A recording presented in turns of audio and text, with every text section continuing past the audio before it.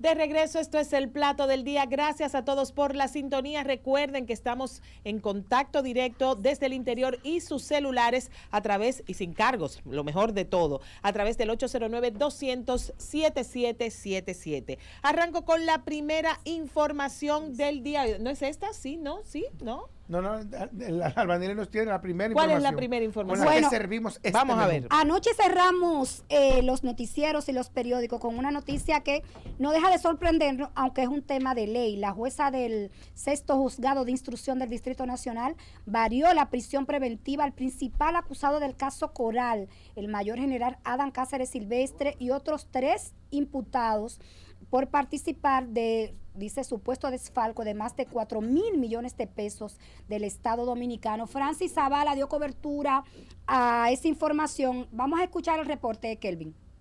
Impedimento de salida, arresto domiciliario y grillete electrónico. Al momento de escuchar la decisión del tribunal, familiares de Adán y la pastora fueron embargados por la emoción. Para el ex jefe del Cuerpo de Seguridad Presidencial, Mayor General Adán Cáceres, le impusieron prisión domiciliaria, grillete electrónico, impedimento de salida y garantía económica consistente en 100 millones de pesos. Mientras que para la pastora Rosy Guzmán les fueron impuestas las mismas medidas, excepto la económica, que fue de 50 millones de pesos. Resulta evidentemente de imposible cumplimiento. O sea, una sentencia, son de estos casos en los cuales tú dices, ok, me dieron la razón, pero al final, por alguna razón que uno no conoce, no sale contento. Eso son 5 millones de pesos y eso constituye una prisión disfrazada. Rosy Guzmán no tiene 5 millones de pesos. En tanto que para Tanner Flete Guzmán y el coronel Rafael Núñez de Asa, les fueron ordenadas las mismas medidas, excepto la económica para el hijo de una de las principales acusadas en el caso Coral. Yo entiendo que una decisión agridulce porque la jueza aplicó justicia, es decir, dictó el cese, porque obviamente ya ellos han cumplido más de 18 meses, pero por otro lado tenemos el monto, que ese es el tema, que es un poquito medio incómodo. Esta decisión no fue bien recibida por el magistrado Wilson Camacho de la Procuraduría Especializada de la Persecución de la Corrupción Administrativa, quien en varias ocasiones había reiterado que ese caso estaba blindado. Este país es el único en el mundo en el que el debido proceso y la lógica solamente aplica para beneficiar a los acusados, a los procesados por casos de corrupción. El tribunal en el día de hoy asume, acepta y manifiesta la alta complejidad de este caso, pero esa complejidad no sirve para entender que un caso muy complejo en consecuencia necesita que el Ministerio Público le dedique tiempo para hacer estas investigaciones. Decisión muy simplista de parte del tribunal.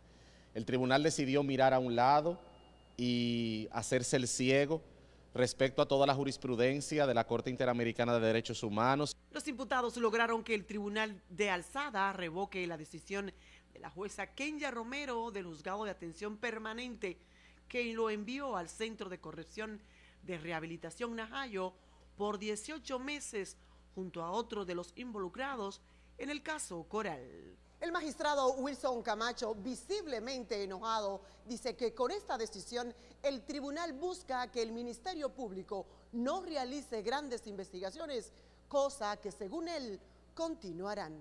En el Palacio de Justicia de Ciudad Nueva, Francis Zavala, CDN. Bueno, gracias Dilcio por el cue. Ese es el segundo caso de los hechos. Bueno, yo doy la gracia. Qué humilde la jefa. Mira, radio, pero... un precedente en la radio. Sí, jurisprudencia radial. ¿Cómo es jurisprudencia radial? Radisprudencia.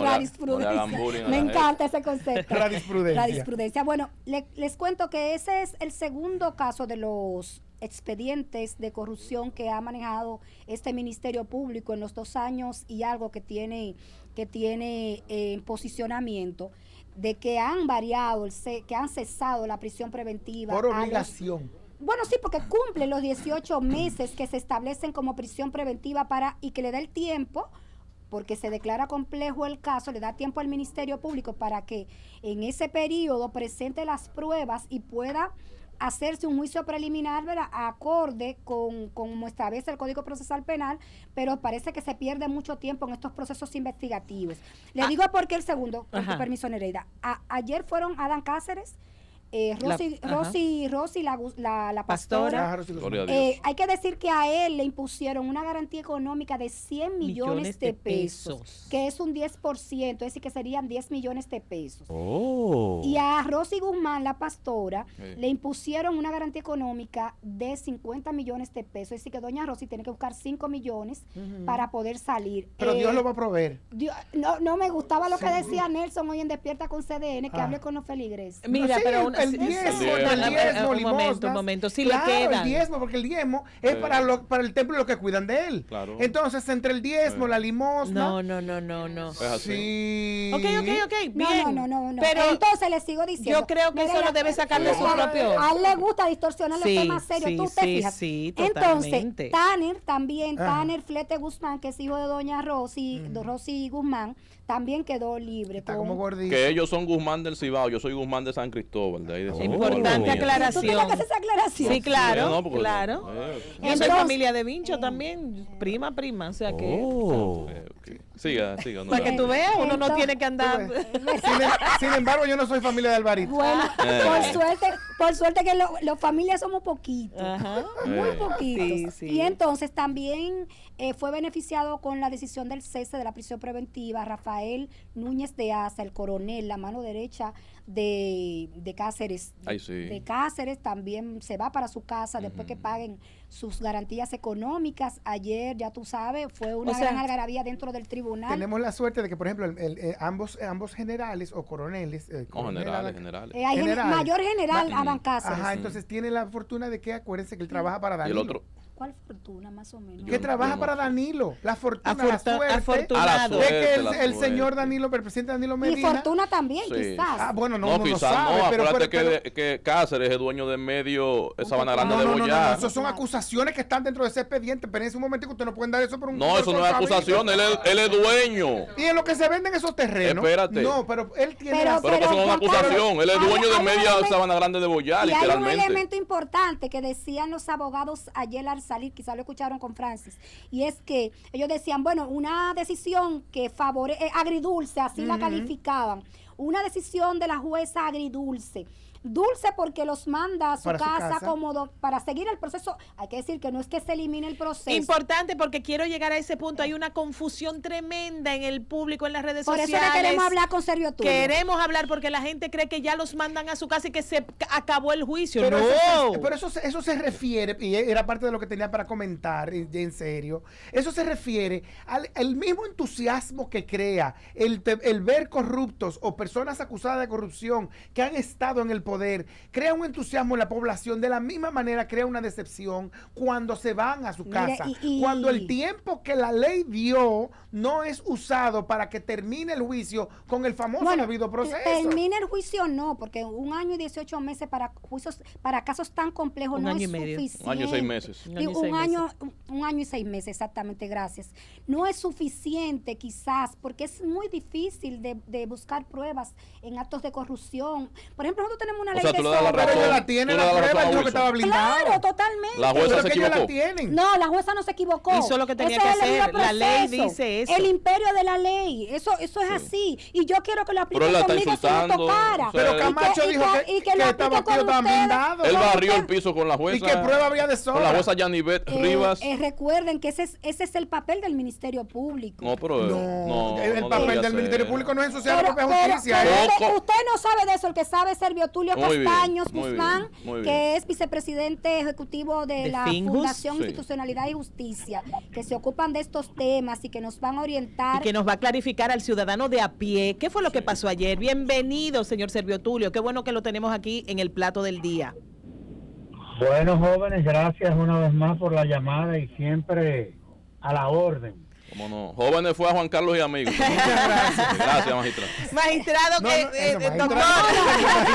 La pregunta, Juan Carlos decía que lo que pasó ayer en el caso Coral, el cese de la prisión preventiva a favor de 4 de los imputados, creaba una decepción en la población que había tenido cierta entusiasmo con los conocimientos de estos casos. ¿Qué usted cree de eso? No, pero yo creo que a la población hay que informarle realmente cuáles son los fundamentos que motivaron a los magistrados en el día de ayer a tomar una decisión de esta naturaleza. Lo primero es que lo que se decidió ayer no tiene absolutamente nada que ver con el fondo del proceso. Eso es lo primero. Se trata sobre la petición a una medida de coerción o a la apelación de una decisión que había confirmado previamente una medida. ¿Qué fue lo que se conoció ayer? Bueno, de la revisión de la medida de coerción, y ustedes saben que existen diversas modalidades de medidas de coerción. La prisión domiciliaria, los grilletes, en fin, todo lo que tiene que ver con una fianza. Y ayer lo que se hizo fue que se le varió la medida a esos imputados. Otra cosa, el mismo Código Procesal Penal, para que ustedes sepan, en su artículo 245 dispone que la prisión preventiva, inclusive la prisión preventiva como tal, cesa cuando exceda de 12 meses la medida. Y esa medida de prisión preventiva tenía más de un año que se había concedido. Pero la prisión preventiva fue de 1 año y 6 meses, Servio Tulio, en este caso. Sí, pero ¿cuántos meses tiene ese caso? No, ya tiene alrededor de 19. Y casi 2 años. Y llegamos a esa cantidad de tiempo por solicitudes y solicitudes de extensión que apareció fue la primera, ok. Claro, o sea, ese caso tiene casi 2 años. Inclusive ha sobrepasado el plazo de los 18 meses para que se presentara la acusación que se presentó. Y el temor que tiene el ciudadano de a pie de que estos 4 años de gobierno no dé tiempo para terminar ese caso. Eso habla entonces de que la justicia no es independiente. Lo que pasa es que desde el punto de vista de lo que la sociedad históricamente ha percibido y ha considerado, digámoslo así, es que no hay proceso sin preso. Es decir, en los casos en donde se le da fianza o se le pone como medida una prisión domiciliaria, desde la sociedad se percibe que el proceso no va a concluir, y eso evidentemente de que eso no es así. Se trata de la variación de una medida de coerción. No se trata de algo que tiene que ver con el fondo del proceso, de la acusación en sí. De alguna manera esto no tiene que ver, Juan Carlos Arbelo de este lado, de alguna manera esto no tiene que ver con algo que de alguna manera también se ha denunciado en su momento sobre el abuso del uso de la prisión como medida de coerción. Y que ha creado una percepción en la población de que esa es la solución para un caso. No, mire qué es lo que pasa, porque a fin de cuentas son los jueces que la conceden. Totalmente. Muchas veces acusan al Ministerio Público de que esa es la única medida que ella solicita como medida de coerción.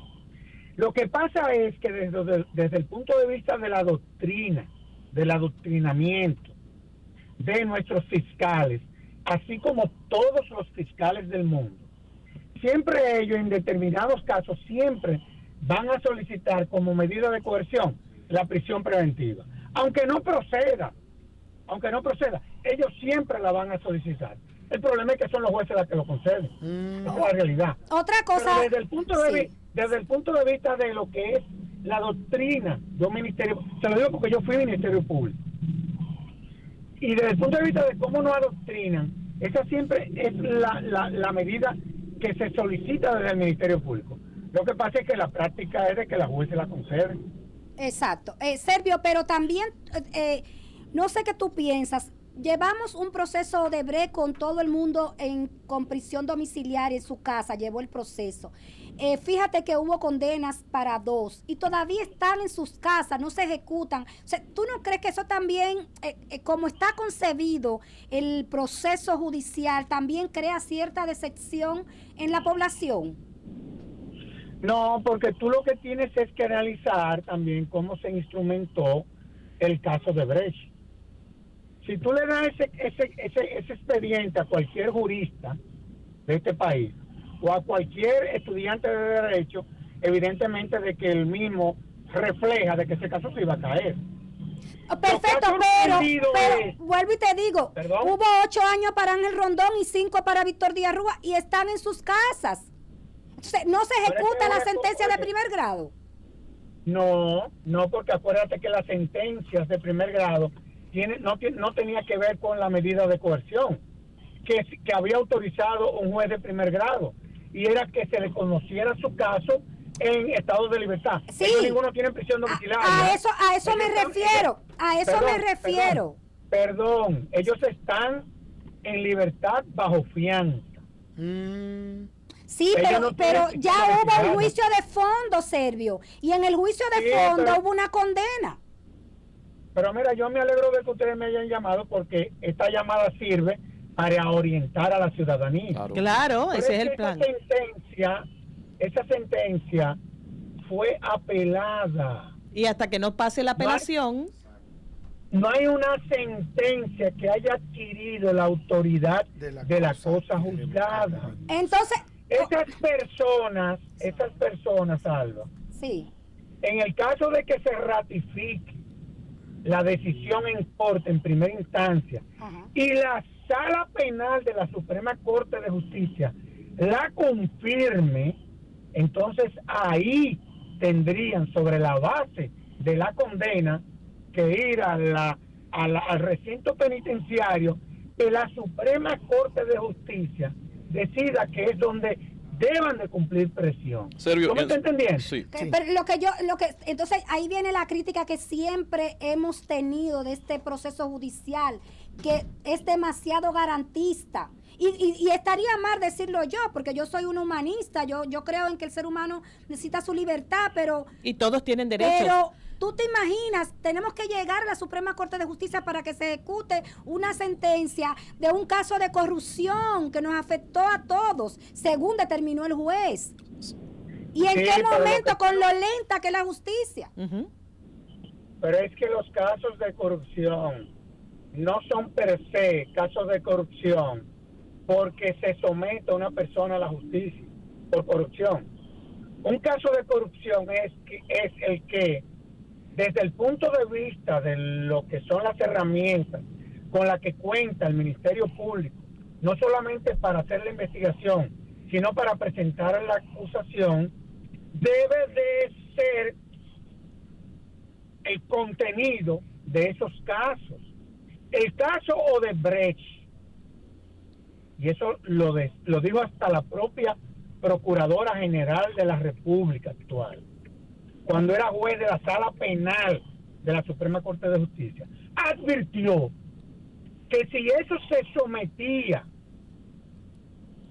como se le sometió cuando se estaban conociendo las medidas de coerción, si ese era el expediente que se iba a presentar como acusación ante los jueces del fondo, ella advirtió que ese caso pudiese correr la suerte de que se cayera. Y de hecho para la ciudadanía hay como una especie de reconocimiento de que hay cierta malicia en instrumentar mal muchos casos para que se caigan, y que ha sido una práctica de la justicia dominicana.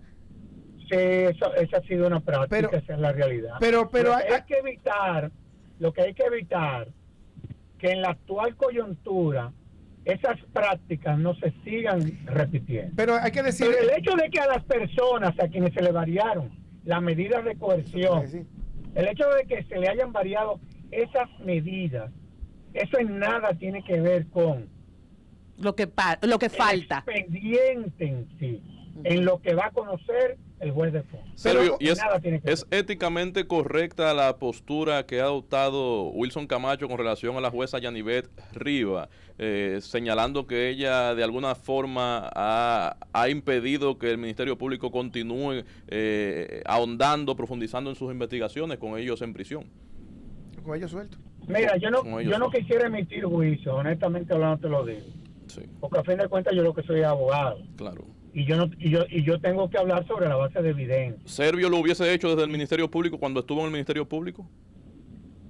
Bueno, a mí me tocó manejar precisamente 2 casos de corrupción que los 2 tuvieron sentencia condenatoria.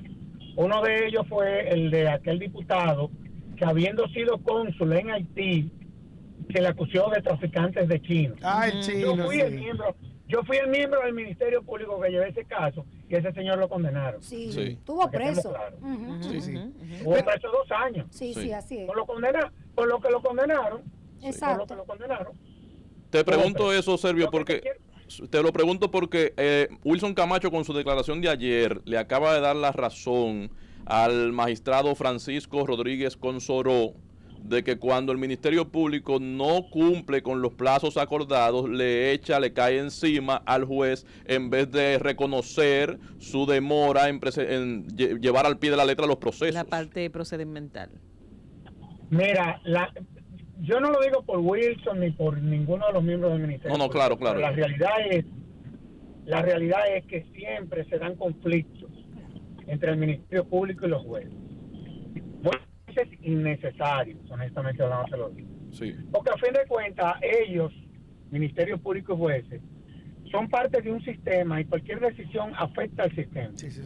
No afecta ni siquiera al Ministerio Público ni a los jueces. Doctor Castaños, y yo, ama de casa, que veo las noticias y que hablo en el salón de belleza, ay, mira lo que está pasando, y de repente escuchamos a un Ministerio Público que dice que las pruebas están blindadas, que es un caso que se cae de la mata y pasa 1 año y medio y todavía no vemos nada. Cuando me hablan de pruebas blindadas y de un caso que está perfectamente amarrado y no vemos nada, ¿qué es lo que está pasando? ¿Es que hay que investigar más o es que son transversales? Hay estas pruebas tocan otras pruebas de otras pruebas de otras pruebas. ¿Y qué son todas esas cajas que estaban llevando a los tribunales? Todas esas cajas que yo vi en televisión. Rema en blanco. No, y hay una realidad. Ajá. Acuérdate que inclusive cuando se presentan las acusaciones antes de que venza el plazo, en principio de 18 meses, cuando un caso es declarado complejo, que es el caso, ¿verdad? Oye, la situación es más frustrante para la sociedad, porque, oye, ¿qué es lo que pasa? Son expedientes que tienen miles de páginas, pero cada una de esas páginas tiene que ser leída en el tribunal. Exacto, se pierde muchísimo tiempo. No, yo te digo que se pierden meses. Sí, claro. Bueno, se invierte, digamos, porque es parte del proceso. Se pierden meses, se pierden. Se pierden, ¿verdad que sí, Sergio? Pero es parte del proceso. Por ejemplo, los casos bancarios duraron casi 6 años. Finalmente hubo en todos sentencias condenatorias. Sí, así es. 6 años. Todos. Sí, claro. Wow. Porque llegaron hasta la Suprema Corte de Justicia. Yo inicié en el periodismo cubriendo el caso Baninte. Sí. Wow. De hecho, algo que quería comentarle, Sergio Tulio, con respecto al caso de Odebrecht, es no necesariamente significa que se cayó si sigue el proceso hacia la Suprema, porque finalmente son instancias a lo que cualquier acusado tiene acceso y puede apelar, ¿verdad que sí? No, y además, claro, acuérdate que hay 3 instancias. Primera instancia, apelación y todo lo que tiene que ver con la casación. Entonces, evidentemente de que son 3 instancias. Por eso yo le decía a Alba que el tema de la prisión, independientemente de que haya una sentencia condenatoria en corte, en donde en primera instancia a ti te pusieron como medida de coerción una garantía económica, eso no afecta el proceso que la persona esté en condiciones de libertad. Es que eso no tiene nada que ver. Doctor Castaños, y ya para despedirlo y agradeciéndole muchísimo el tiempo que nos ha dedicado en el plato del día, entonces su sugerencia es que sigamos esperando y con fe y esperanza en que la justicia dominicana va a hacer su trabajo. No, y además de que yo tengo fe de que esos casos estén bien sustentados. Sí, todos lo necesitamos. Otra cosa, tú te das cuenta cuando un caso fue mal instrumentado, cuando tú lees la sentencia. Ahí es que tú te das cuenta. Tú te das cuenta si fue el juez que falló o si fue el Ministerio Público. Sí. Entonces yo le pediría a ustedes que esperemos a ver quién es el que va a fallar esta vez. Bueno, pues muchísimas gracias. Acabamos de conversar con el doctor Servio Tulio Castaños, vicepresidente ejecutivo de la Fundación Institucionalidad y Justicia, FINJUS, en el plato del día. El plato del día.